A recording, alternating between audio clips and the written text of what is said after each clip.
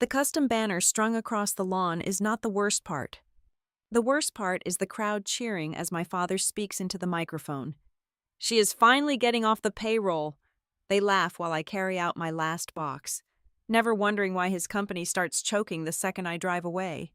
Exactly 2 weeks later, the man who toasted my humiliation will stand in a public hallway and beg me to save him. My name is Alicia Vance, and today I am 34 years old. I am pulling my car onto the crushed limestone driveway of my father's Tennessee event property to collect the very last of my things. The air is heavy with late summer humidity, the kind that makes your clothes stick to your skin the moment you step outside. I expect to find the venue quiet. It is a Tuesday afternoon, a dead zone for wedding properties, and I just want to load my remaining desk supplies, a few winter coats, and my favorite coffee mug into my trunk and drive away. Instead, as I round the final bend of the driveway bordered by ancient oak trees, I am greeted by a sea of parked cars and the unmistakable bass line of a rented sound system. My father has thrown a party. More specifically, he has thrown a catered freedom party on the immaculate front lawn of Blackthorn House and Grounds, and I am the unwilling guest of honor. I put the car in park and just stare through the windshield for a long moment. Suspended high in the air, strung tightly between the two towering white columns of the main estate's wraparound porch, is a massive, professionally printed custom banner. The bold navy blue letters scream against the white vinyl background. It reads, "Congrats on your first day of real adulthood, Alicia." The sheer audacity of it steals the breath right out of my lungs. I step out of the car, my sensible flats crunching against the gravel, and the sound draws the attention of the crowd. There are at least 50 people scattered across the manicured grass. These are not strangers. I see our neighbors holding dripping plastic cups of sweet tea.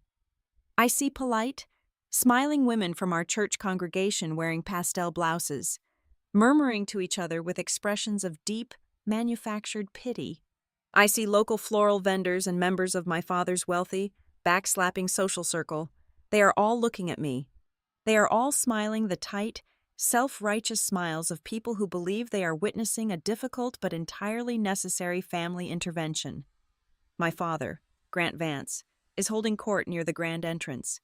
He is wearing his signature linen blazer, a perfectly pressed shirt, and the gleaming smile of a man who believes he is the hero of every story he tells. When he spots me standing near my car, his eyes light up with theatrical glee.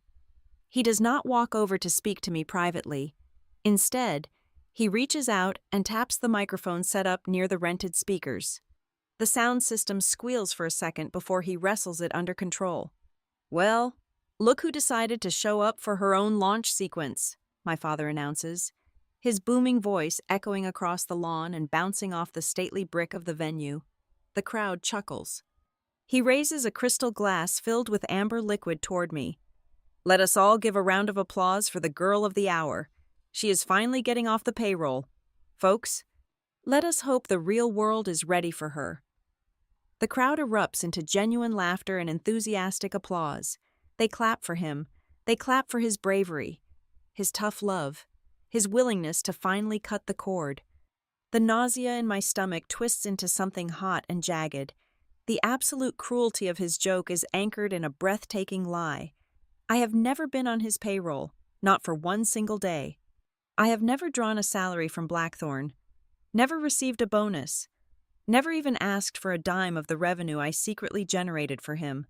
Before I can fully process the humiliation of the microphone stunt, a woman from our church steps into my path. She is grinning widely, her eyes crinkling at the corners. In her hands, she holds a cheap, garish plastic house key, the kind you might give a toddler. It is mounted inside a flimsy wooden frame with a brass plaque glued to the bottom. The plaque reads, "Starter Kit." "We are all just so proud of your dad for giving you this push," the woman says, thrusting the frame into my hands. "It is time to fly, sweetie." A small group of onlookers standing nearby bursts into another round of laughter. They look at the oversized plastic key, then look at me, their faces glowing with amusement. They think it is a clever, harmless joke. They think it is charming. They do not see it as an act of profound public cruelty. I hold the frame. The plastic is warm from the sun.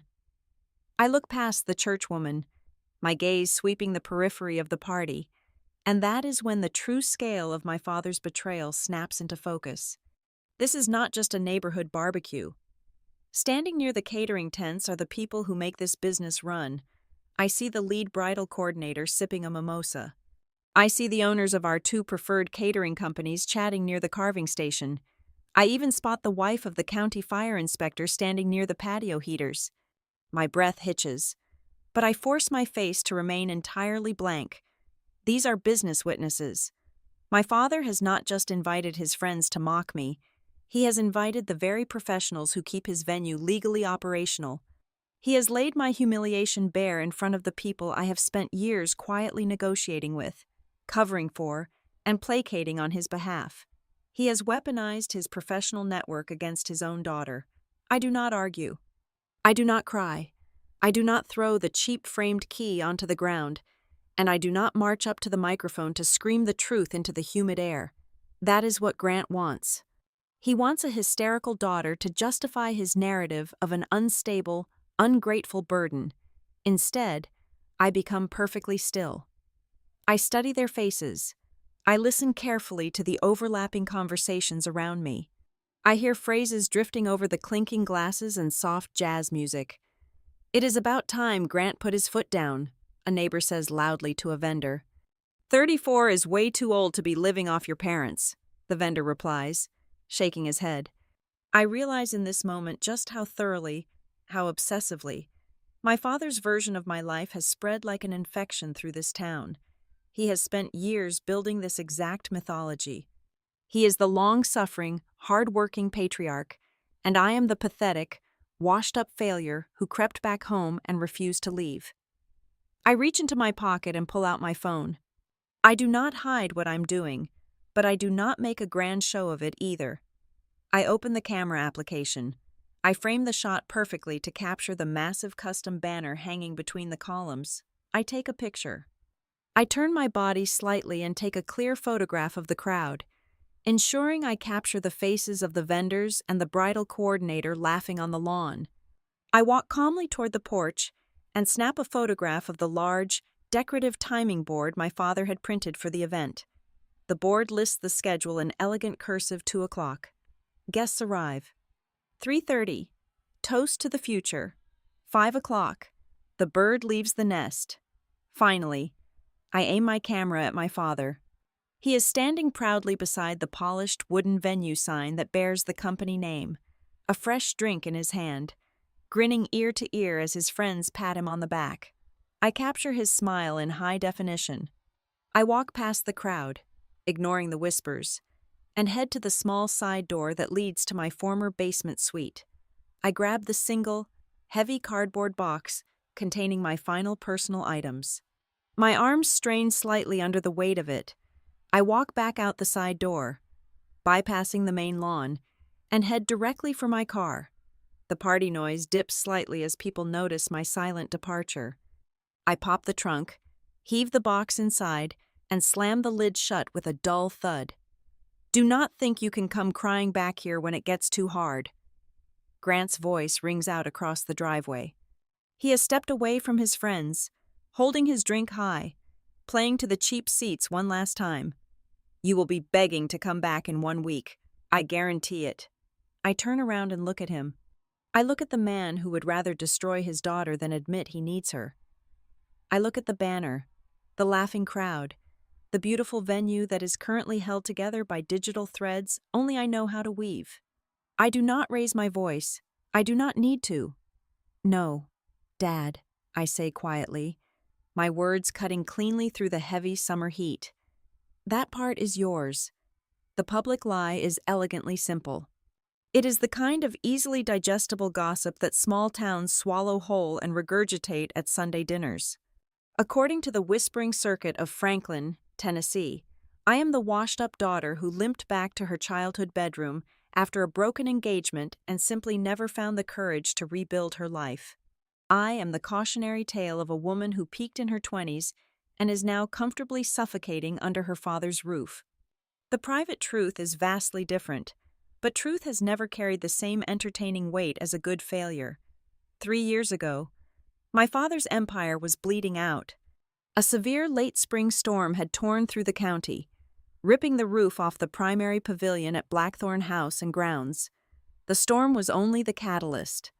Beneath the water damage was a fragile foundation of canceled weddings, terrified brides demanding their deposits back, and a suffocating mountain of debt from a rushed, poorly planned expansion my father had financed on sheer ego.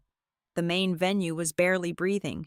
His smaller side venture, Vance Event Logistics, which rented out high-end lighting rigs and staging equipment, was completely drowning in unsent invoices and missing inventory. I did not move back home because my engagement ended or because I was broken. I moved back because my father called me sobbing at 2 a.m, begging for a lifeline. I packed up my apartment, put my own life in storage, and told myself I was just moving in for one single month to help stabilize the mess. The irony is that my father, like most men of his generation and temperament, does not understand what I actually do for a living. To Grant, real work involves sweating, shouting at contractors, shaking hands, and standing in the mud pointing at things. Because my real profession happens quietly behind a glowing screen, it is entirely invisible to him. I am a contract and compliance strategist through my own remote firm, North Ledger Studio. I clean up the operational disasters of small hospitality businesses. I untangle vendor systems, untie licensing knots, rebuild event liability documentation, and structure payment portals so that venues do not accidentally bankrupt themselves. I do this for clients across the country. I charge them handsomely for it.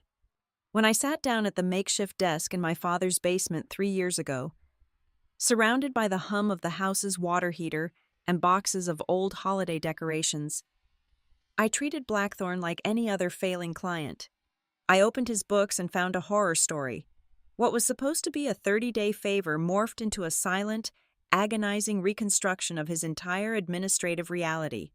I worked my paying jobs for North Ledger Studio from 8 a.m. until 4 p.m.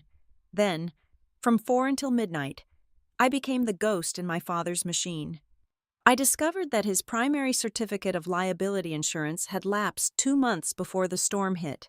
If anyone had slipped on a wet floor during a reception, the entire estate would have been seized in a lawsuit. I quietly paid the reinstatement fee from my own account and buried the paperwork so the county would not notice the gap. I rewrote the venue's master contract from scratch.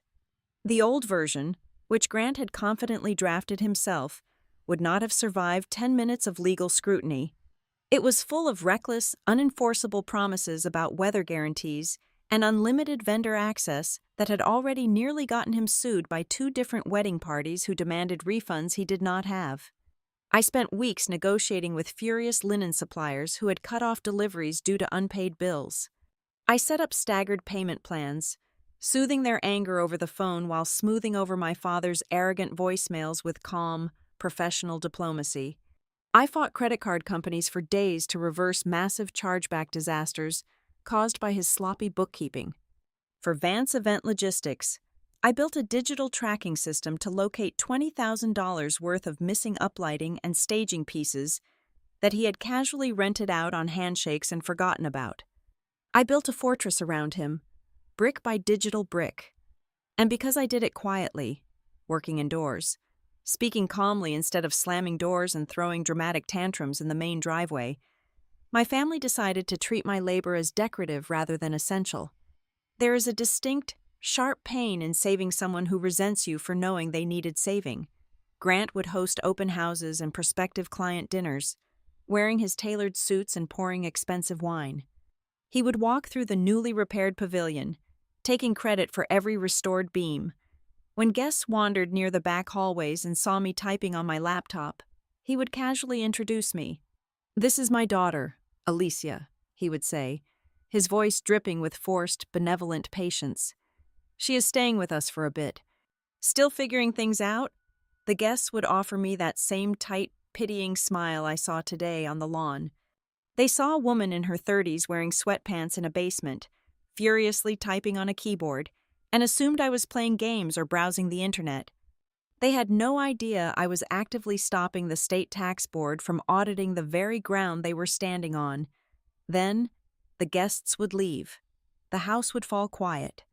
And at 11 o'clock at night, the heavy footsteps would come down the basement stairs. The benevolent, successful patriarch would vanish, replaced by a panicked, red-faced man holding a printed email or a legal notice. "Alicia, I need you to look at this," he would say, pacing the cheap carpet of my room. "The caterer is threatening to pull out of the Miller wedding this weekend because of some clause about kitchen access and fire codes. They are quoting the contract. What did they mean? Just fix it. You are good with words. Make me sound competent. Send an email from my account and handle it before they ruin everything." I would handle it. I would draft the precise, legally sound, perfectly toned response that he was fundamentally incapable of writing. I would attach the correct addendums.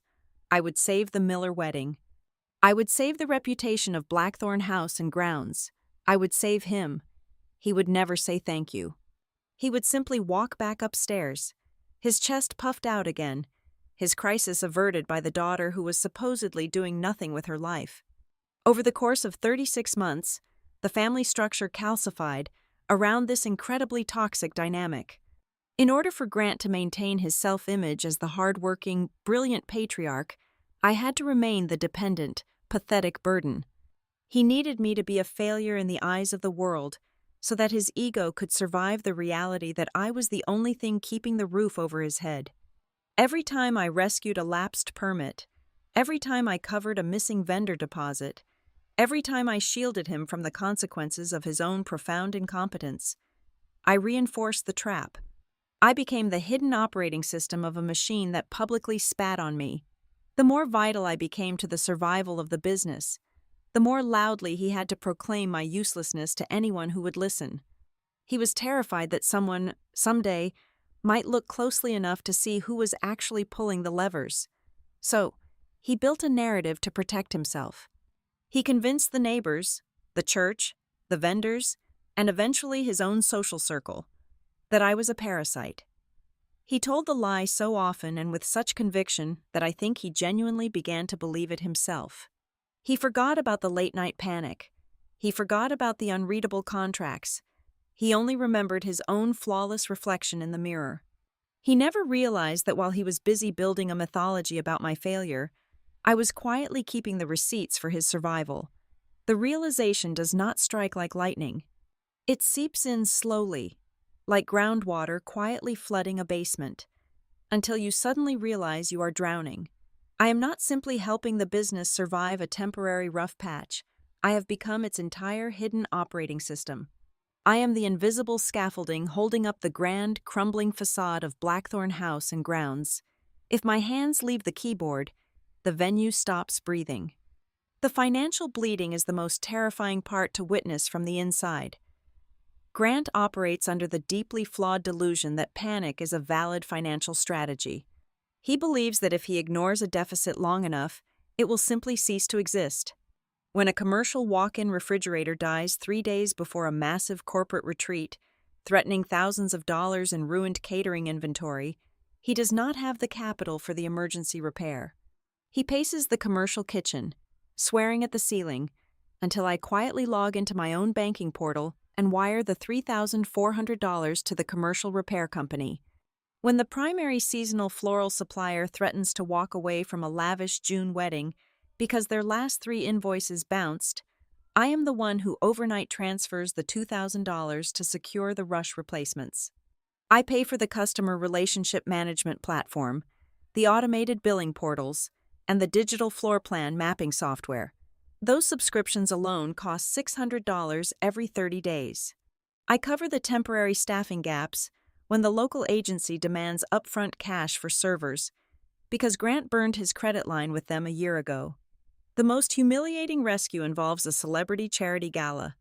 It is a silent auction for a high-profile pediatric foundation. Grant booked it on a handshake, ignoring the standard escrow and insurance requirements because he wanted to brag about the client at his country club. When the gala's management team realizes the venue's liquor liability rider is completely inadequate for an event of that scale, they immediately draft a lawsuit for breach of contract. I spend 48 solid hours untangling the legal mess, negotiating with furious lawyers, and ultimately, I write a personal check for $8,500 to secure the expedited supplemental insurance rider. It drains my corporate tax savings for the quarter, but it keeps Blackthorn out of the courtroom and out of the local news. Grant's gratitude for these rescues is non-existent. In fact, his financial philosophy is dangerously parasitic. Whenever the venue's cash flow dips dangerously low, he simply pulls from the household accounts. He drains the checking account meant for the mortgage, the property taxes, and the groceries, assuming the void will magically fill itself.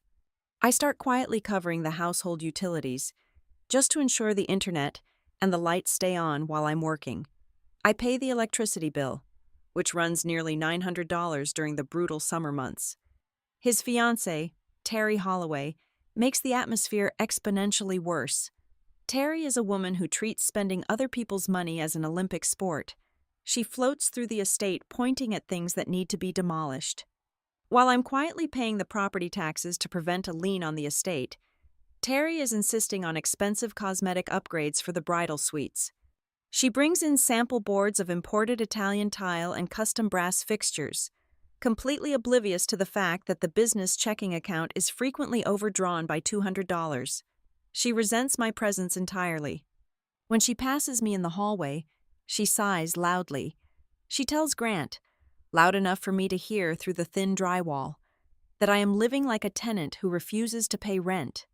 She never asks why the venue's automated billing suddenly works flawlessly, or why the health department stopped leaving threatening voicemails. She just sees a woman taking up space in her future kingdom. Then, I notice the ugliest pattern of all. Every single time I solve a catastrophic crisis, my family grows meaner. They do not soften. They do not thank me. They become crueler.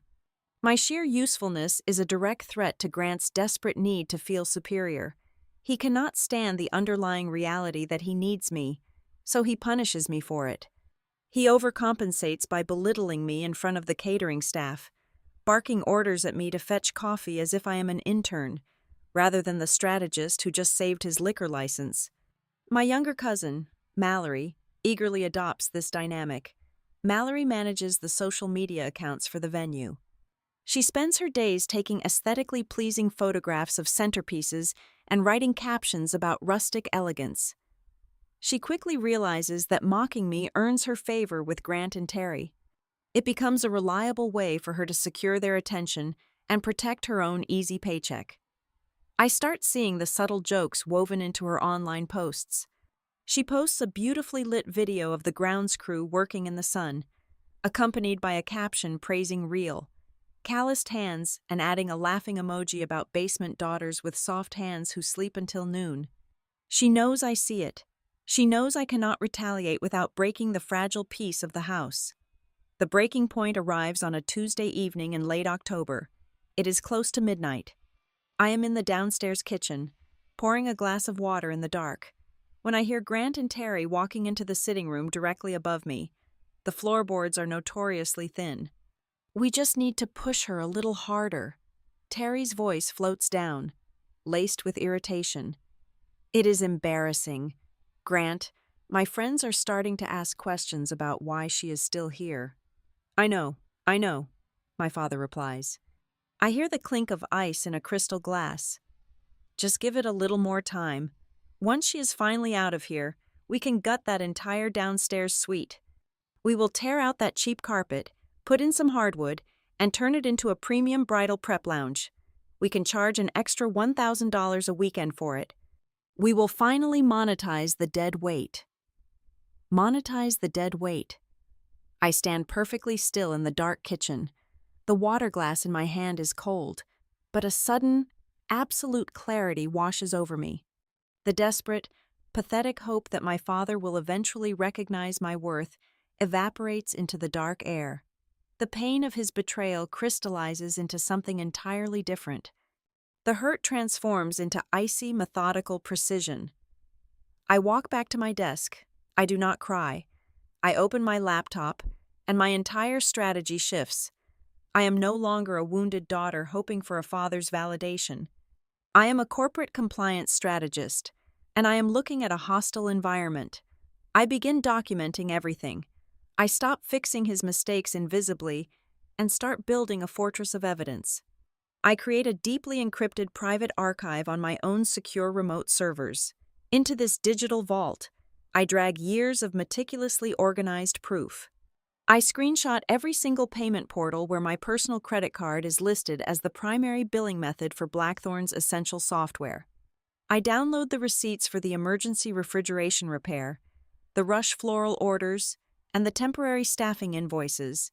I pull the bank statements showing the massive transfer for the Celebrity Charity Gala's liability rider. I save the master logins. I log the exact renewal dates for the county permits, the liquor licenses, and the fire inspection certificates that I have been silently managing. I export the corrected contracts, saving the disastrous original drafts Grant wrote alongside the legally binding versions I created to save him from ruin. I archive the client rescue notes and the frantic emails from vendors that I intercepted and neutralized.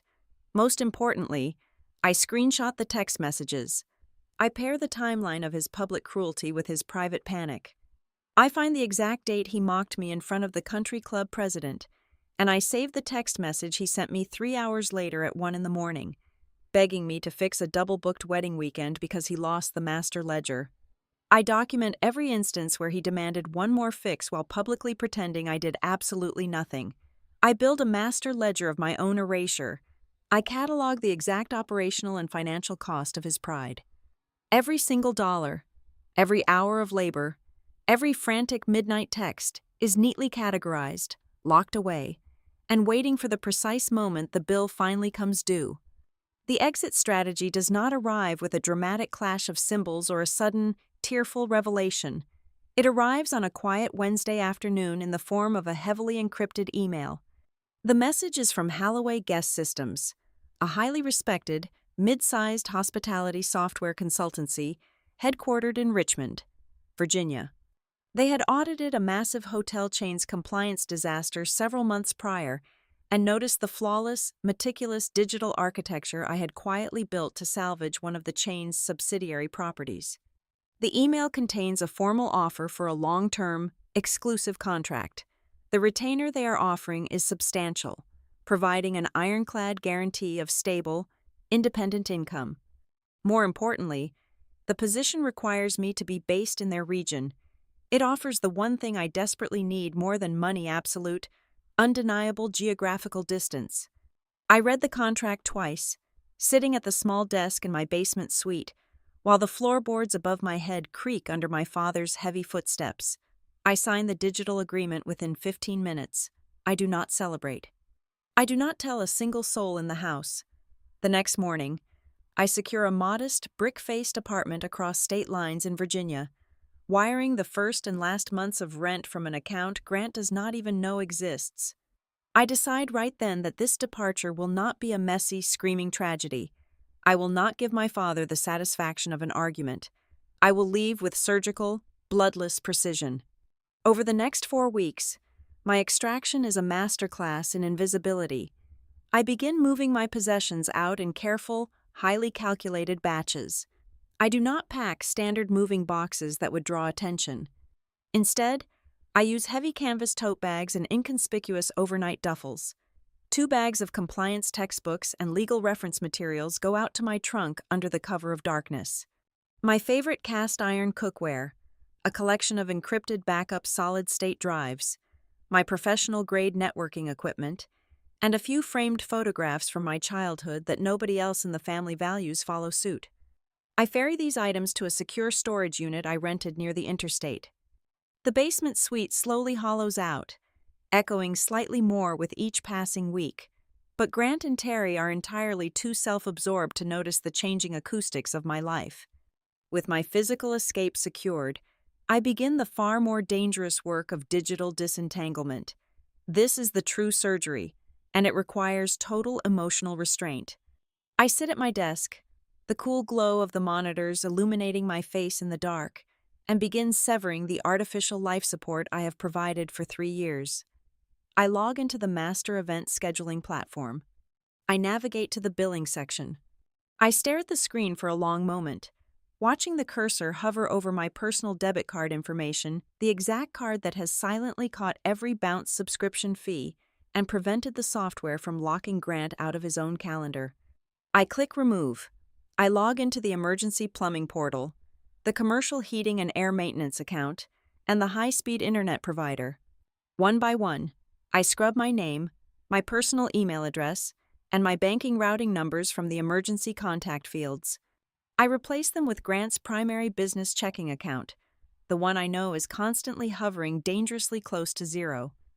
I strip my personal credit card from the premium floral supplier's priority account.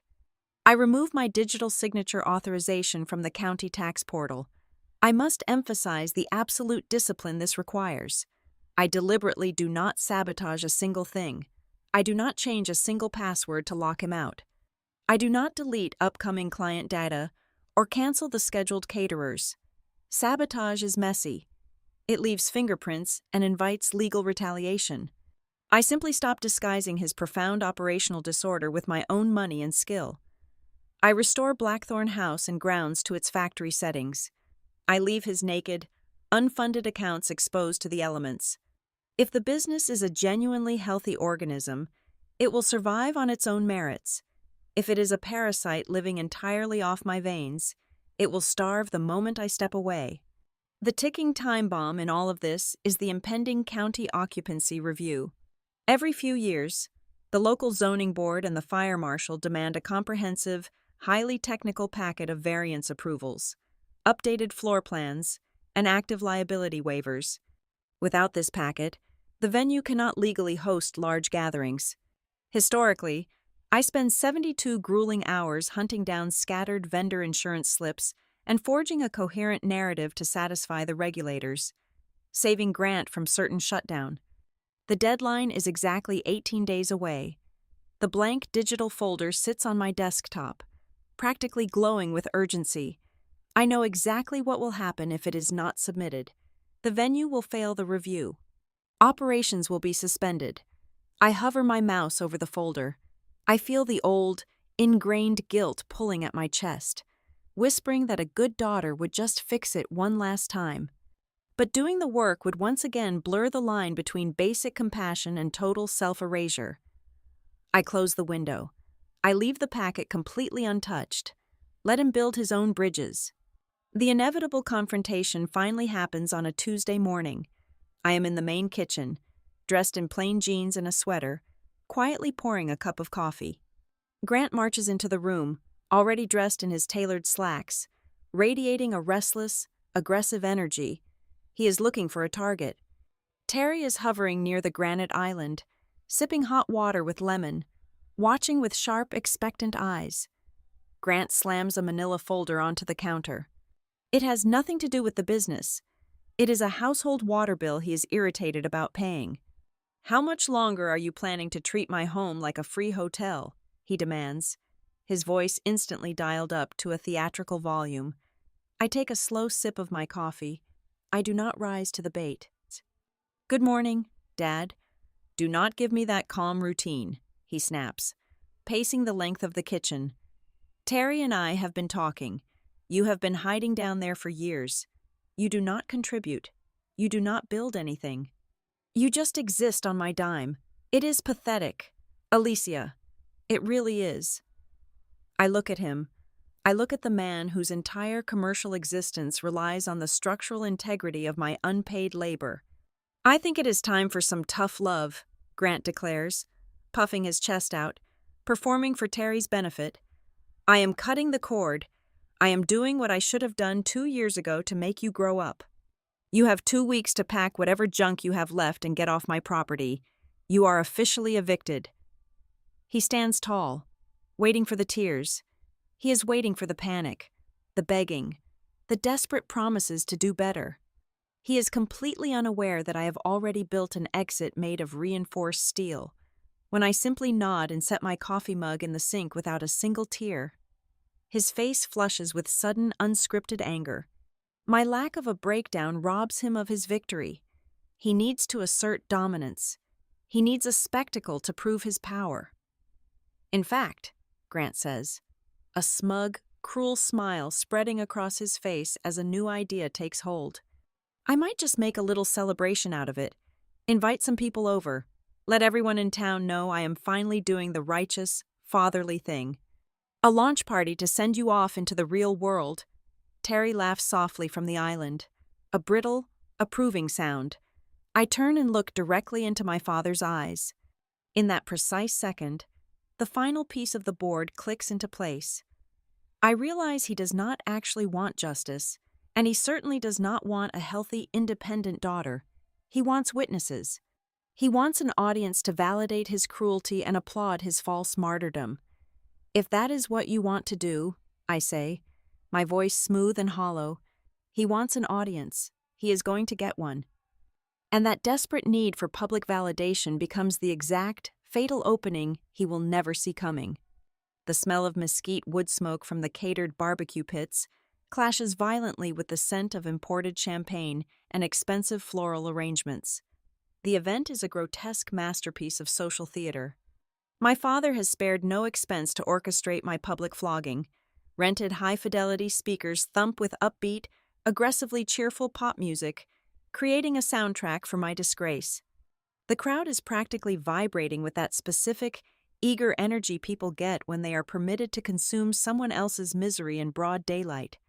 They are drinking top-shelf liquor, eating brisket, and utterly delighted by the spectacle of my eviction. The music dips slightly, and a soft feedback whine echoes across the lawn. Terry steps up to the microphone positioned near the grand entrance. She is wearing a pristine white sundress that likely cost $2,000, paid for by the business account I salvaged just last month. She taps the microphone, smiling her most benevolent, predatory smile. If I could have everyone's attention for just a moment, Terry coos, her voice echoing off the brick facade. The crowd quiets down, turning their eager faces toward the porch. We are gathered here today to do the absolute hardest thing a parent can do. We are launching Alicia into adulthood. A ripple of sympathetic murmurs washes through the audience. Terry pauses, soaking in the validation, carefully packaging her cruelty as loving honesty. Sometimes, she continues, placing a manicured hand over her heart, the nest gets a little too comfortable. Sometimes, true love means tough love. It means pushing the baby bird out so she can finally learn how to fly on her own. We love you, Alicia, and we cannot wait to see you finally stand on your own 2 feet. She raises a crystal flute. The crowd raises their plastic cups and glasses in unison, applauding her bravery. It is nauseatingly effective. Out of the corner of my eye, I track my younger cousin, Mallory. She is hovering near the sprawling dessert table, her smartphone held high, recording vertical video.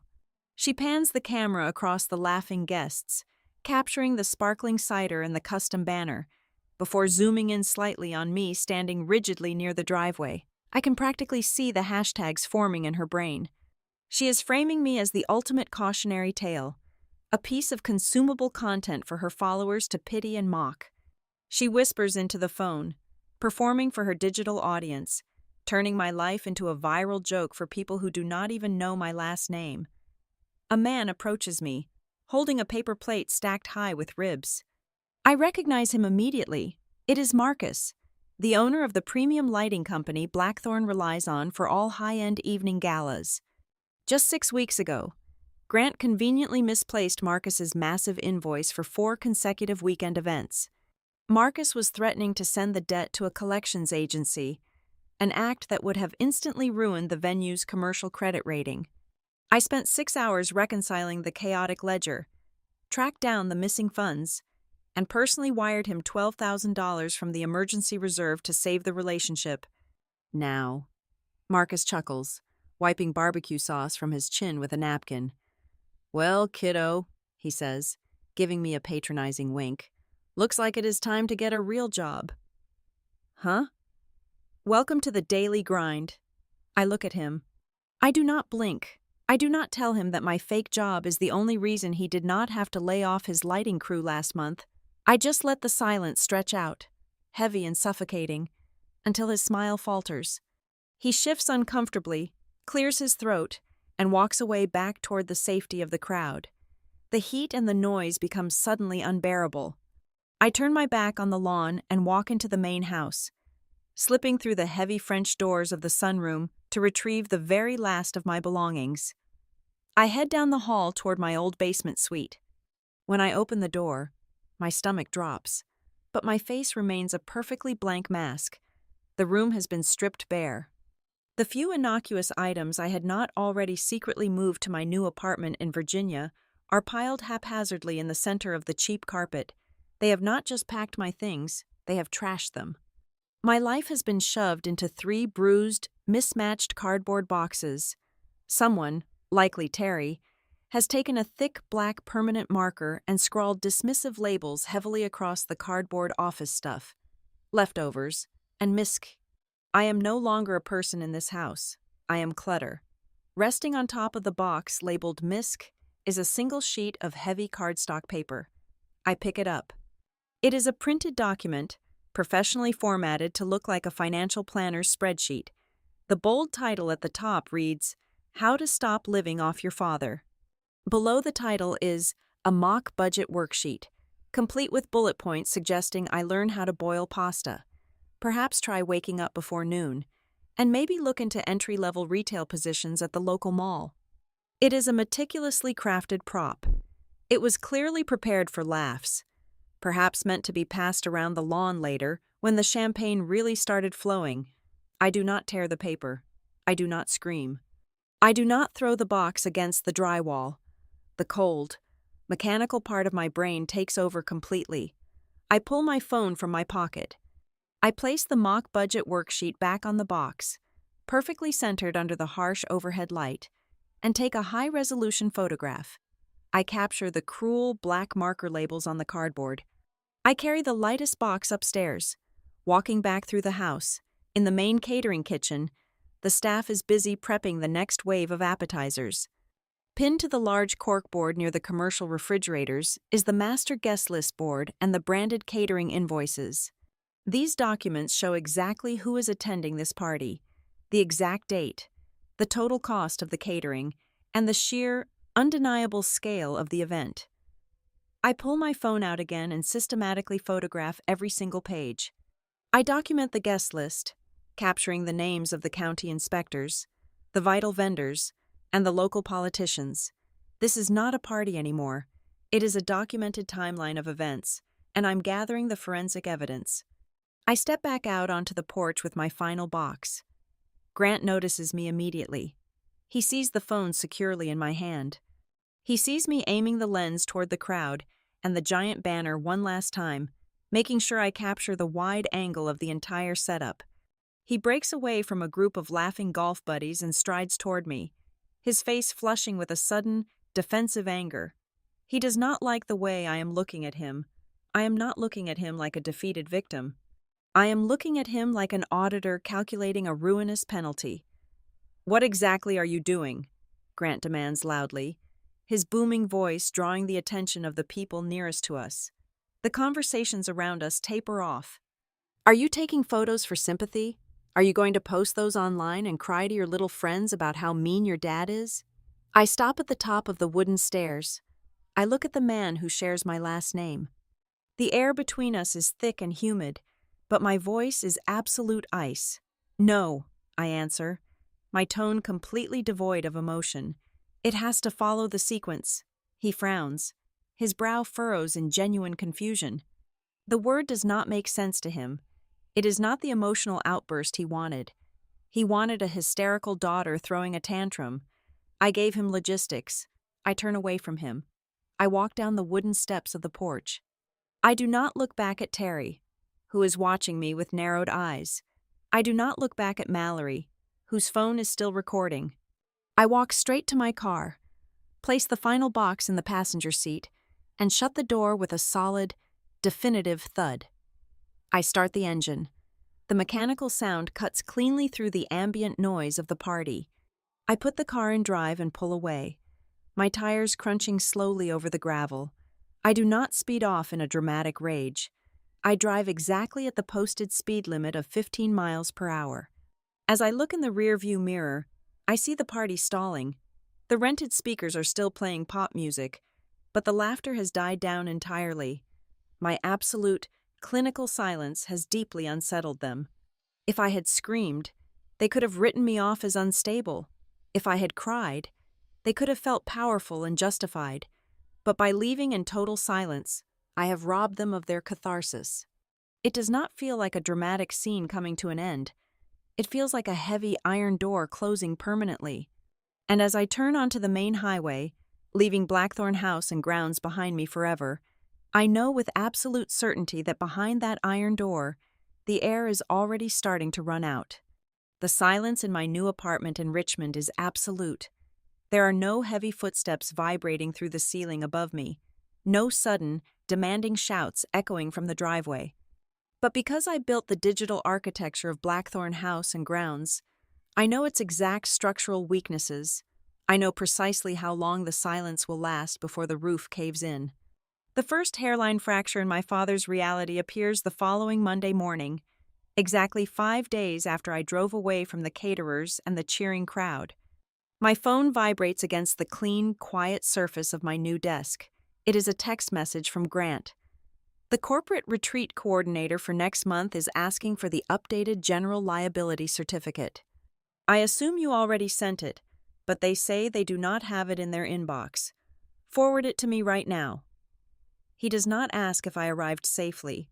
He does not ask for my new address. He simply assumes the machinery is still running on autopilot because he has never bothered to look under the hood to see who was turning the gears. I read the message, swiped the notification away, and returned to drafting a compliance protocol for my new firm. I do not reply. By Tuesday afternoon, the illusion of automated competence shatters completely. Blackthorn's central event management platform, the digital brain that holds every vendor schedule, every client dietary restriction, and every critical payment timeline encounters a fatal error. The system locks its key scheduling functions behind a hard paywall. I know exactly why it happened.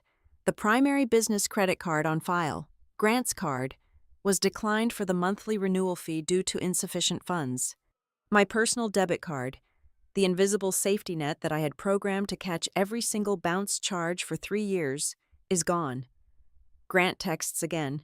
The punctuation is sharper, the tone slightly more aggressive. The booking software is glitching. It says payment failed and locked me out of the entire October calendar. Give me the administrator override password. Fix the billing portal. He still believes it is a minor technical error. He still operates under the profound, arrogant delusion that administrative systems run themselves magically, completely unaware that systems only survive when women quietly touch them and maintain them. He thinks the software is broken. He does not realize he is simply broke. On Wednesday, the operational collapse escalates to a legal level. The county review I left untouched on my old desktop finally detonates. A local zoning reviewer formally flags the venue's occupancy variance. The county building authority requests a highly specific, dense stack of clarifying documents, emergency egress calculations, updated fire suppression maintenance logs, and maximum occupancy load reassessments per square foot. These are the exact, scattered records. Grant has never understood. Historically, I spent days hunting down these loose vendor slips and forging a coherent narrative to satisfy the regulators and keep the doors open. The county inspector is crawling up my neck about the variance packet, Grant writes in an angry email, copying both my old personal address and my new professional one. Where did you save the compliance files? Call me immediately. You cannot just leave files disorganized. The irritation is palpable, but there is still no apology. He is annoyed that I supposedly left a mess, completely blind to the terrifying fact that his entire operation has always been a catastrophic mess that I was actively hiding from him. Thursday brings the florist dispute.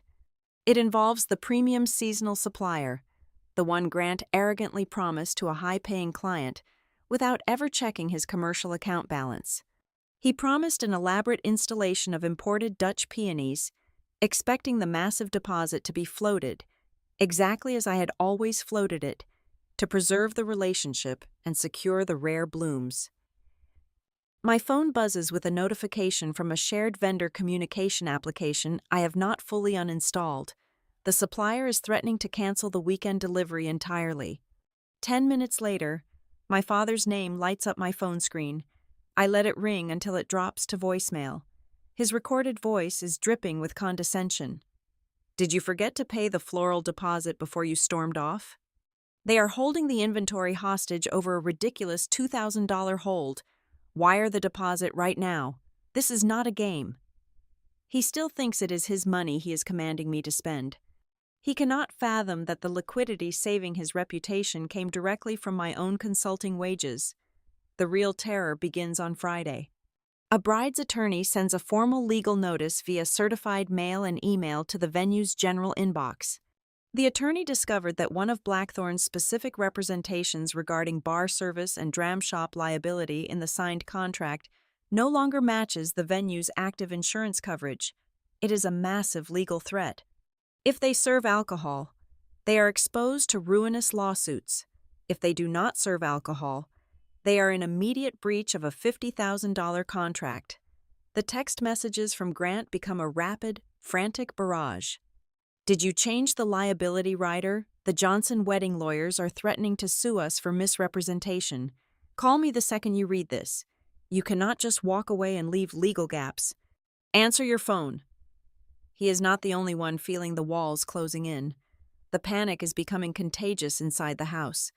Terry sends a text message late Friday evening. "You are making this incredibly dramatic for no reason," she writes, her tone shifting seamlessly from triumphant to victimized. "Your father is incredibly stressed out. Just log in and fix the insurance thing. We all know you are just doing this for attention." I do not block her. The written documentation is far too valuable to lose. An hour later, a private message arrives from Mallory. The same cousin who gleefully mocked me online for having soft hands is suddenly very polite and very desperate. "Hey," Mallory writes, "can I just get the master password for the social media scheduling tool? Just this once. Please. Grant is yelling at everyone, and I cannot do my job without the portal access." Her request exposes the brutal, undeniable truth. They completely relied on the invisible digital access I controlled. Without me, they are effectively locked out of their own business. They are tenants in a digital house I built, and I just took the keys across state lines. The second week is exponentially worse. The collapse moves rapidly from the digital realm into the physical world.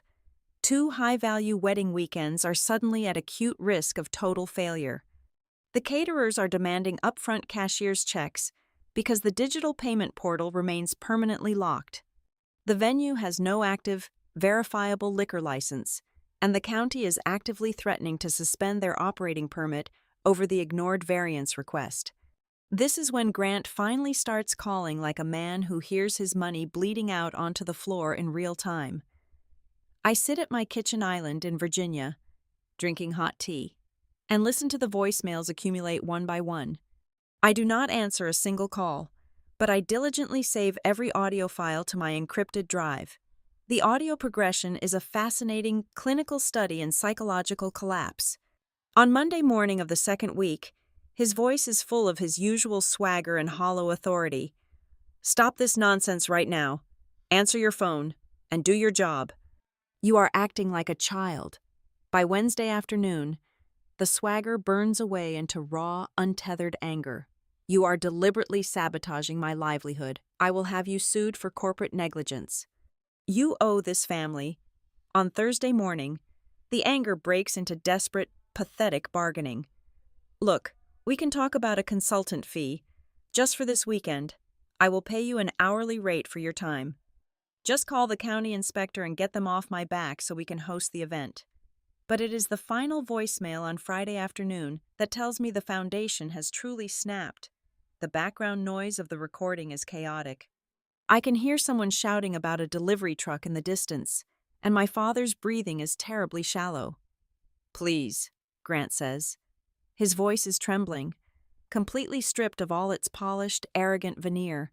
It is the very first thin crack of genuine fear. "Please pick up the phone. They are going to shut the doors. I do not know how to fix this." The silence from my end has finally done its job. It has hollowed out the echo chamber my father built, leaving his panic nowhere to bounce but back onto himself. I sit at my kitchen island in Virginia, watching the notifications pile up on my encrypted drive. I am not ready to speak to Grant. Instead, I decide to dismantle his support system. Starting with the weakest, most vocal link, I open my messaging application and navigate to the chat with my cousin. Mallory is still sending intermittent, panicked messages asking for administrative overrides, promising she will not tell anyone if I just give her the digital keys. I do not give her a password. Instead, I open my master ledger and take a highly specific, cropped screenshot. The image does not show the entire scope of the last 36 months. That would be too much for her to process. It only shows a concentrated fraction. It displays a spreadsheet column detailing 6 different instances of emergency staffing shortages I personally funded. 4 vendor rescues where my personal routing number intercepted a failed payment, the exact cost of the commercial insurance gap I covered, and a list of the county compliance forms I filed to keep the fire marshal from padlocking the main gates. I send the image to Mallory without a single word of context. The typing indicator bubbles appear immediately, vanish, and appear again. 3 minutes pass. Finally, her response comes through. "Is this real? Did you actually pay for the liability coverage out of your own pocket last summer?" Grant told everyone the business was having a record-breaking quarter. She is stunned. Even the family member who was most eager and willing to mock me online, the one who happily chased clout by making jokes about my supposed laziness, never realized the terrifying scale of what was hidden beneath the floorboards. I do not reply to her validation. Let her sit with the uncomfortable reality that she built her social media aesthetic on top of my secret, draining bank account. Less than 2 hours later, my phone lights up with a direct text message from Grant. The tone has shifted drastically from his previous voicemails.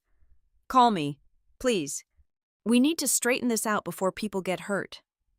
I read the words carefully, analyzing them like a hostile contract. The psychology of his phrasing is incredibly revealing. There is no apology. There is no admission of guilt or incompetence. He uses the phrase "to straighten this out" as if this is merely a mutual misunderstanding, a minor clerical error between colleagues, rather than a catastrophic structural failure he caused. More importantly, he uses the phrase "before people get hurt" to weaponize my own empathy against me. He is not worried about people getting hurt. He is terrified of going bankrupt. He is a businessman who just discovered that what he dismissed as casual family help was actually the entire load-bearing infrastructure of his life. I lock my phone and walk into my home office. It is time to prepare the final accounting. I spend the entire night assembling a clean, undeniable physical packet. I do not want digital files that he can claim are corrupted or easily dismiss on a screen. I want heavy, solid paper. I print out the meticulously tracked dates. I print the bank confirmation numbers for every single financial transfer I made into his failing accounts. I print the original, disastrous vendor invoices alongside the cleared payment receipts bearing my name. I print the deeply flawed venue contracts he originally drafted, and right behind them, I staple the legally binding, corrected versions I created to save him from immediate litigation. I dedicate an entire section to the expired county and state filings I caught and rectified. I print the threatening notices from the regulatory boards that he never even knew existed because I intercepted them, solved them, and filed them away while he was upstairs sleeping. Then, I calculate the final total. I add up my direct financial injections, the emergency vendor saves, the software subscriptions, and the household utility bills I covered. Next, I calculate the exact value of my unpaid labor over 36 months, using my standard corporate consulting rate. When I hit the final function on the calculator, the total number appears on the screen, and the sheer scale of it forces me to sit back in my chair. It is staggering. Financially, operationally, and legally. I have single-handedly carried a commercial enterprise that publicly and loudly called me dead weight. The sum is over $180,000 in direct capital and unbilled professional services. I create a new document for the most devastating section of the packet.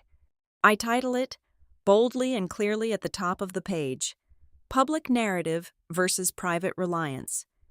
This section is entirely composed of paired text messages and social media posts laid out side by side. On the left side of the page, I paste the cruel remarks. I include a screenshot of Mallory's post about my soft hands. I include a transcript of a voicemail from Terry complaining that I am a burden. On the right side of the page, matched by the exact date and sometimes the exact hour, I paste Grant's frantic, begging text messages. I place the quote where he told Terry he wanted to monetize the dead weight directly next to a text message he sent me the very next morning, pleading with me to untangle a catastrophic double booking that would have cost him $10,000 in refund penalties. The contrast is sharp, undeniable, and deeply humiliating. At the very back of the heavy bound packet, I place 4 glossy photographs. I had them printed at a local pharmacy earlier in the week. They are not included for sentiment or nostalgia. They are forensic anchors. I include the clear shot of the massive custom banner mocking my adulthood. I include the photograph of the laughing crowd, clearly showing the faces of the vendors he is now begging for mercy. I include the close-up shot of the mock budget worksheet. These photographs anchor the timeline in something absolutely impossible to deny. They prove exactly how he treated his savior right before the ship sank. By 8 o'clock the next morning, my phone rings. It is Grant. I answer it. "Alicia," he breathes, his voice tight and ragged. "Thank God. Listen to me. The county is talking about a formal suspension by Friday. The florist pulled out. I am drowning here. I need to see you. I will drive up to Virginia, or you can come down here. Whatever you want. We just need to sit in my office and figure this out." "I am not coming to your office," I say, my voice steady, betraying no emotion whatsoever. "And you are not coming to my home." "Then where?" he pleads, the desperation completely overriding his pride. "Please, just tell me where." I think about the sprawling green lawn of Blackthorn. I think about the rented speakers, the catered barbecue, and the 50 people he invited to watch me carry my final box to my car. He wanted a crowd to witness my supposed failure. "There is a diner right off the interstate, just across the state line," I tell him, giving him the exact name of a brightly lit, notoriously crowded 24-hour restaurant. "We can meet there tomorrow at noon." "A diner?" he asks, hesitating. "Alicia, this is highly sensitive business information. We cannot spread blueprints and financial ledgers out in a booth where anyone can see." "That is the location," I reply coldly. "Take it or leave it." He exhales a shaky breath. "Fine. Tomorrow at noon. I will be there." I hang up the phone and look at the thick, heavy packet resting on my desk. If my father wanted a public audience for throwing me out, he can absolutely have a public audience for asking exactly why I left. I sit in a cracked red vinyl booth at the back of the diner, nursing a heavy ceramic mug of black coffee. The air smells strongly of frying grease, burnt toast, and industrial bleach. It is exactly 12 o'clock noon.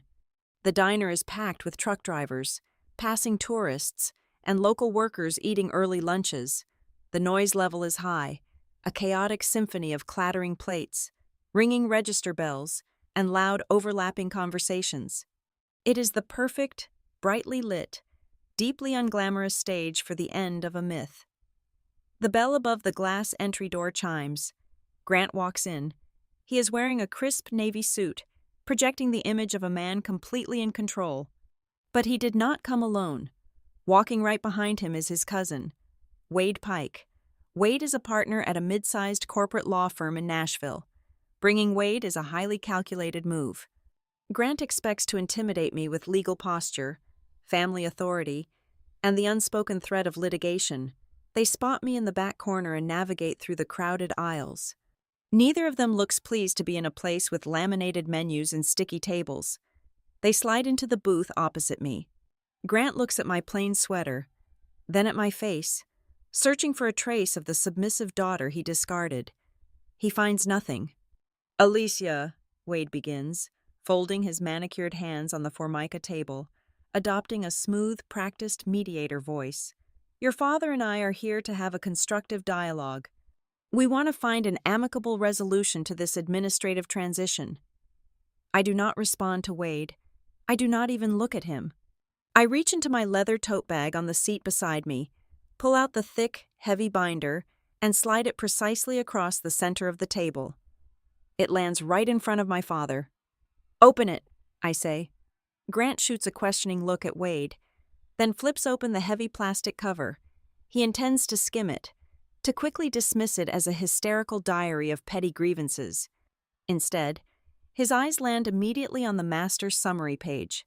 The total sits boldly at the bottom of the column, $180,000 in unbilled labor and direct capital injections over 36 months. Grant scoffs, a sharp dismissive sound meant to project confidence. "What is this nonsense? Are you invoicing me for doing chores around the house?" He turns the page. The confident sneer instantly vanishes. The second page is not a list of chores. It is a certified bank printout showing my personal routing number covering his commercial property tax deficit from 18 months ago. He turns another page.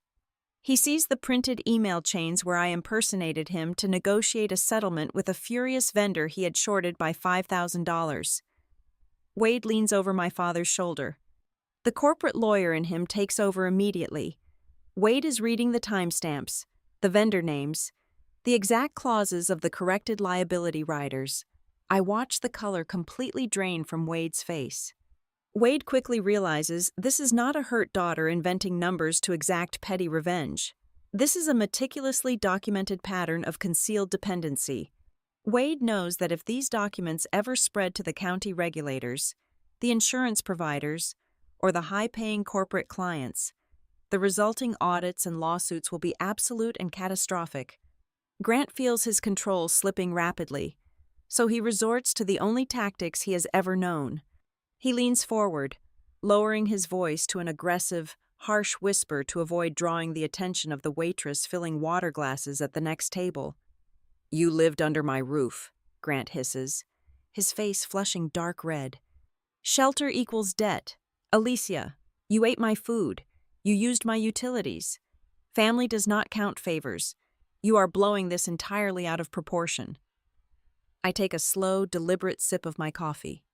"I covered the household electric bill for the last 14 months because your primary account was consistently overdrawn. You owe me $3,400 just for keeping the lights on. You owe me for letting you stay when your life fell apart." Grant fires back, his voice rising slightly in pitch. "You are acting like a spoiled brat trying to embarrass me in public. You think bringing me to this cheap diner proves something?" I set my mug down. I lean forward, matching his physical space but keeping my voice dead level, slicing straight through the ambient noise of the busy restaurant. "If I had rented a luxury apartment in downtown Franklin for $2,500 a month," I tell him, watching his eyes widen as the math hits him, "and if I had billed you my standard corporate rate of $150 an hour for the emergency crisis management I performed every single night, Blackthorn House and Grounds would have defaulted on its mortgage 2 years ago. I did not cost you money. Dad, I subsidized your entire existence." Wade puts a heavy hand on Grant's forearm, a silent, desperate warning for his cousin to stop digging the hole any deeper. "You paraded me in front of the entire town as a failure," I continue, my voice dropping into a register of cold, absolute finality. "You built a mythology about my incompetence so you could feel like a savior. But the truth is, right there on the paper, I point to the binder. I deliver the emotional centerpiece of the last 3 years, the singular truth that breaks the back of his argument entirely. You only got to call me a freeloader because I loved you in ways that left no receipt." The words strike him physically. He recoils against the red vinyl booth. He looks at the binder, then at my face, And for the very first time in my entire life, I see my father completely out of ammunition. He cannot lie his way out of a certified bank routing number. He cannot gaslight a printed timestamp. The silence stretches between us, heavy and suffocating, broken only by the clatter of silverware from the surrounding tables.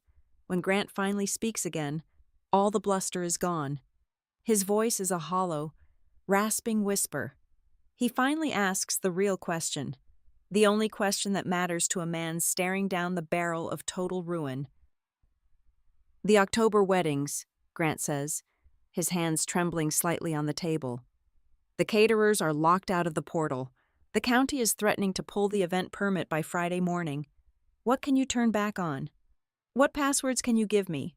How long will it take you to rewrite the variance packet so we do not lose the entire season?" He is bargaining. He is assuming that because I showed up to this meeting, I am open to a negotiation. He assumes the packet is a ransom note, a demand for an apology in exchange for the digital keys to his kingdom. I reach into my bag one last time. I pull out a single, crisp sheet of white paper and slide it across the table. It lands directly on top of the heavy binder. Grant looks at it. It is not a list of passwords. It is a short, bulleted list of names and phone numbers. "I am offering 0 labor," I tell him cleanly. "I am offering 0 deferred payments, and I am offering absolutely no rescue." That piece of paper is a list of 3 independent compliance officers, 2 corporate accounting firms, and 1 crisis public relations agency located in Nashville. Grant stares at the paper as if it is written in a foreign language. "I cannot afford these people. They charge massive retainers." "Then you will have to take out a high-interest commercial loan," I reply, "or you will have to sell the business." That is what actual business owners do when they mismanage their operations. Hire them if you want to survive honestly. "Alicia, please," Grant says, the terror finally breaking completely through his voice, shattering his pride into pieces. "You are going to destroy the family over pride." "I did not destroy anything," I say, gathering my leather tote bag and sliding out of the booth.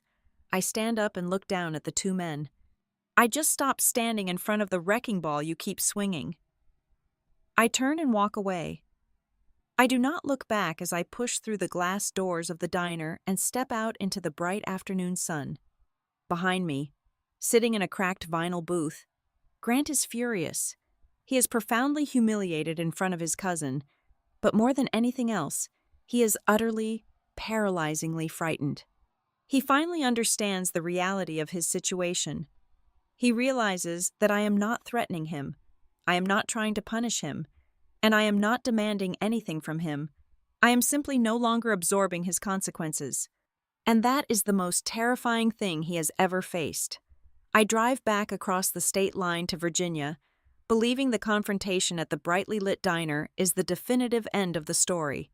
I assume the heavy binder I left on the vinyl table will act as a permanent barrier between my new life and my father's collapsing empire. I underestimate the sheer, reckless audacity of a desperate man. Exactly 48 hours after I walk out of that restaurant, my phone vibrates with a secure digital file transfer notification. The sender is Mallory. There is no accompanying text message, no frantic plea for a password, just a raw, encrypted link. I open my laptop in the quiet safety of my new apartment, pour a glass of cold water, and click the link. The screen loads 2 high-resolution scanned documents. I recognize the formatting instantly. They are the official county compliance packets for Blackthorn House and Grounds, specifically the fire suppression maintenance logs and the maximum occupancy variance requests that the local zoning board had been demanding. My eyes drop to the bottom of the second page, and the air completely leaves my lungs. Stamped in the digital approval box is my unique administrator credential trail. It is my secure digital signature, complete with my unique reference code. I look at the timestamp. The documents were formally submitted to the County Review Board on the 22nd day of the month. That is exactly 5 days after I packed my car and drove away from the catered lawn party. Grant did not just fail to hire a replacement. He, along with Wade, actively conspired to forge my authorization. Desperate to preserve the upcoming lucrative wedding bookings and terrified of a government shutdown, they apparently allowed Wade to access my dormant digital profile. Wade, using his incredibly flawed logic as a family attorney, likely convinced my father that they could claim implied continuity. They thought they could sneak the paperwork through the system and pretend the compliance updates were completed under my direct supervision before I resigned. The situation instantly shifts from toxic family dysfunction to severe personal, legal exposure. If a structural failure occurs at that venue, or if a fire breaks out during a crowded reception, my name is legally bound to the safety guarantees. I could be held criminally negligent. I could lose my consulting firm, my industry licenses, and my freedom. I do not panic, and I do not call my father to scream. Instead, I immediately contact the senior corporate counsel at Halloway Guest Systems, the firm that just hired me. I walk into their sleek Richmond office on a Thursday morning and slide the printed forgeries across the polished mahogany table. They are not family mediators. They are aggressive corporate litigators. Within 2 hours, we draft a brutal, airtight formal notice of separation. The legal document explicitly distances me from any and all filings, contracts, or vendor agreements made after the precise hour of my departure. More importantly, my new firm's cybersecurity team helps me preserve every single access log, IP tracking history, and screenshot of my dormant accounts before Wade or Grant can attempt to scrub the digital history. We establish an immutable, forensic timeline that proves the administrative profile was accessed from a computer physically located inside Grant's house, while I was demonstrably across state lines. We send the notice to Blackthorn House and Grounds via bonded courier. While the legal trap snaps shut, the social fallout begins to rot the family from the inside out. Terry, realizing the impending financial doom, decides to play the only card she knows. She attempts to launch a massive, coordinated smear campaign. She spends 3 solid days calling the premium floral designers, the local catering companies, and the rental agencies. She puts on her sweetest, most concerned voice and tells them that I am a deeply bitter, unstable woman who is actively trying to sabotage the venue out of pure jealousy. She begs them to hold their contracts open, promising that Grant is simply cleaning up the administrative mess I intentionally left behind.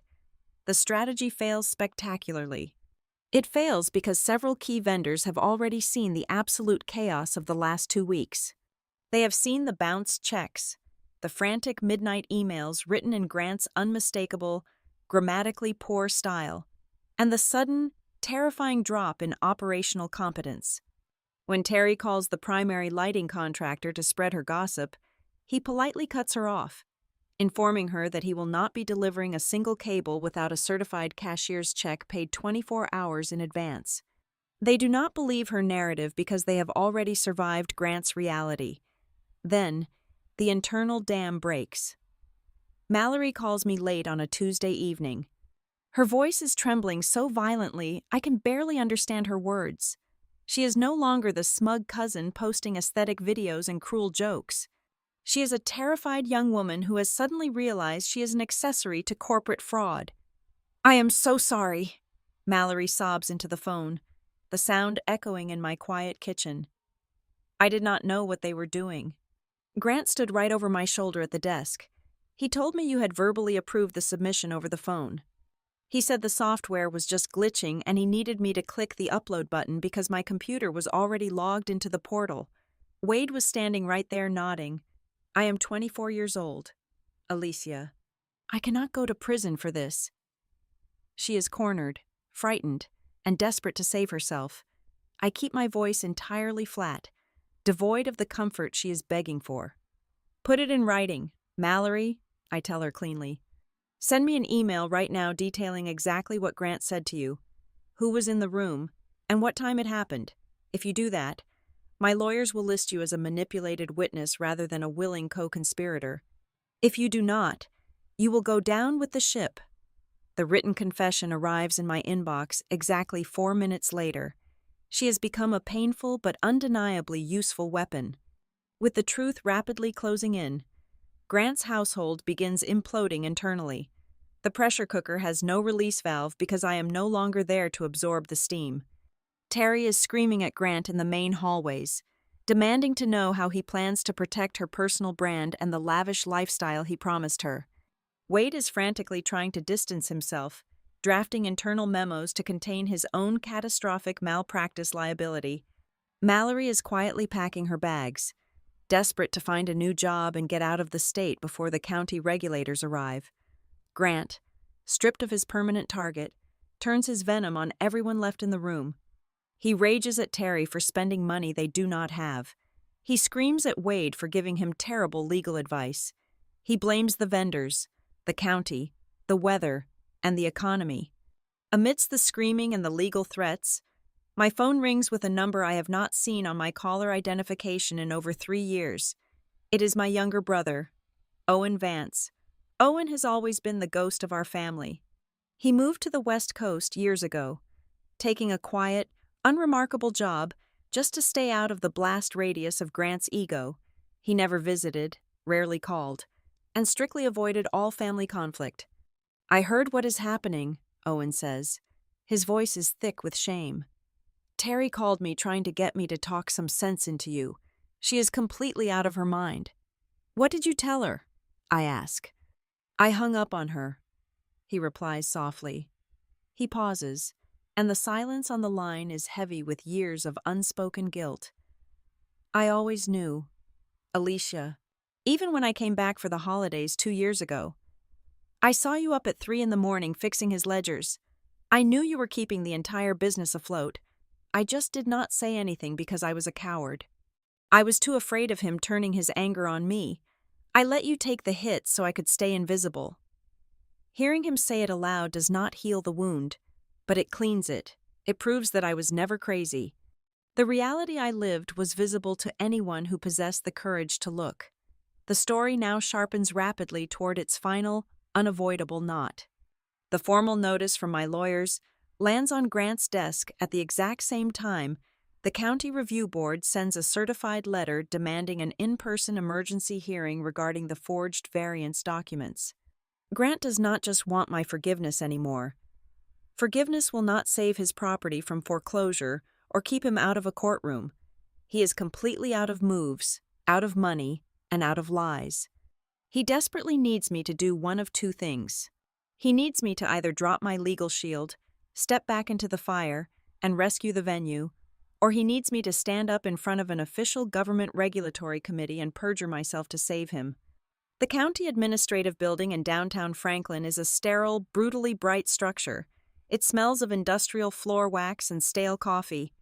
It is exactly 9 o'clock in the morning on a Thursday, and the fluorescent ceiling lights hum with a dull, persistent vibration. This is where the grand, sweeping mythology of my father finally meets the cold, unforgiving concrete of reality. I walk out of the elevator and step into the long corridor leading to hearing room 4. The County Review Board has convened an emergency session. They did not call this meeting casually. They were forced into it by a coalition of furious stakeholders, the attorneys representing 2 ruined wedding parties, a corporate retreat coordinator demanding their massive deposit back, and a senior adjuster from the venue's liability insurance provider. Before I can reach the heavy wooden doors of the hearing room, a figure steps out of an adjacent alcove and blocks my path. It is Grant. He is entirely unrecognizable from the man who stood on the manicured lawn holding a microphone just weeks ago. The tailored arrogance has evaporated. His suit hangs loosely on his frame, his tie is slightly skewed, and the skin around his eyes is bruised with exhaustion. He looks small. He looks like a man who has spent the last 96 hours staring into a financial abyss. He does not yell. He looks over his shoulder to ensure the hallway is empty, then steps dangerously close to me, his voice dropping into a frantic, reedy whisper. "Alicia, listen to me," Grant pleads, his hands twitching at his sides. "You cannot go in there and tell them about Wade using your login. You cannot do it. You just need to tell the board that the missing documents were delayed by a simple clerical error. Tell them you informally authorized the compliance fixes over the phone before you moved. Just give them that one sentence, and they will back off." I stare at him, letting his desperate instructions hang in the cold air between us. Everything is tied to personal loans, he continues, his voice cracking, the panic spilling out unfiltered. The estate, the logistics trucks, everything. I leverage the house to pay for the new pavilion. If they suspend my operating license today, the bank will call the loans due by the 1st of the month. The venue will be lost. Terry is already packing her bags at the house. The entire family will be completely ruined. Alicia. You cannot possibly want the destruction of your own family on your conscience. For one brief, terrifying moment, I feel it. I feel the old, jagged hook catch deep in my chest. It is the ancient, deeply ingrained training of a daughter raised in a house built on narcissism. It is that overwhelming, crushing instinct that insists when a father wrecks the path, the daughter must instantly sacrifice herself to hold everything together. But then, the conditioning breaks apart. I look at his face, and I finally see the full, absolute shape of his character. He is staring at the woman he publicly humiliated, the woman he mocked and discarded in front of 50 laughing witnesses, and he is still not asking how badly he hurt me. He is not apologizing for the cruelty. He is only calculating how quickly he can use me to protect himself from the truth. I am not a daughter to him. I am a human shield. My conscience is completely clear, I say softly, stepping around him. I push the heavy oak doors open and walk into the hearing room. The room is lined with polished wood paneling. Wade is sitting at the respondent's table, sweating profusely into his collar, refusing to meet my eyes. The regulatory committee sits elevated behind a curved desk, flanked by the furious attorneys representing the canceled clients. I take my seat at the witness table. The microphone clicks on. When the lead county commissioner asks me to state my previous role and clarify the timeline of the compliance submissions, I do not hesitate. I tell the truth cleanly, clinically, and without a single drop of dramatic emotion. I handled the administrative infrastructure and compliance protocols for Blackthorn House and Grounds until the 14th day of last month. I state clearly into the microphone. On that day, I ceased all operations and revoked my personal financial backing. I did not review, approve, or authorize the variance documents submitted on the 22nd day of the month. My digital signature credential was utilized after my departure, without my knowledge and entirely without my consent. The silence in the room following my statement is absolute. I watch the insurance representative aggressively scribble a note and slide it to his legal counsel. I watch Wade bury his face in his hands, knowing his career is now in critical jeopardy. The result of the hearing is brutal, but it is purely logical. The county review board moves immediately. Blackthorn's event operations are formally suspended pending a comprehensive, independent compliance audit. The insurance provider formally rescinds their coverage due to fraudulent misrepresentation. The attorneys representing the wedding parties immediately file motions for breach of contract, demanding full restitution plus punitive damages. Grant is not going to experience the triumphant, wealthy expansion he bragged about at the country club. He is going to be forced into a distressed, rapid sale of the property just to satisfy the impending judgments and avoid total bankruptcy. An hour later, I walk out of the administrative building and step into the bright, warm afternoon sun. The air feels remarkably light. I am walking toward my car when I hear the heavy, shuffling footsteps behind me. Grant follows me into the parking lot. He is completely stripped of his audience, his expensive venue, and his grand mythology. There is no one left to perform for. He stops a few feet away from my car door. He looks defeated, hollowed out by the consequences he spent his entire life outrunning. He finally begs. He does not ask for reconciliation. He does not ask for forgiveness. He asks for a wire transfer. He asks if my new firm will offer him a temporary consulting loan. He asks for one single, final rescue to keep the bank from locking the gates tomorrow morning. I look at the man who threw a party to celebrate my eviction. I do not raise my voice. I do not hurl insults. I simply shake my head, get into my car, and start the engine. The revenge is not a spectacular explosion. The revenge is complete in the exact, quiet moment I refuse to disappear inside his crisis ever again. I pull out of the parking lot and merge onto the highway, leaving him standing alone on the hot asphalt. The following months solidify the new reality. I build a thriving, lucrative consulting life in Richmond. My firm gives me a promotion within the first 6 months, recognizing the meticulous discipline I bring to every project. My younger brother, Owen, begins calling me every Sunday morning. We are slowly, cautiously rebuilding a relationship that is no longer defined by our shared fear of our father. Mallory posts a tearful, public video announcing her permanent departure from the family brand, scrambling to salvage her own reputation from the wreckage of the venue's distressed liquidation sale. I sit at my desk in my beautiful, quiet apartment overlooking the Virginia tree line. Next to my computer monitors, I keep one single framed photograph from the party. It is the wide shot of the custom banner, the laughing guests, and the sunny lawn. I do not keep it as a wound.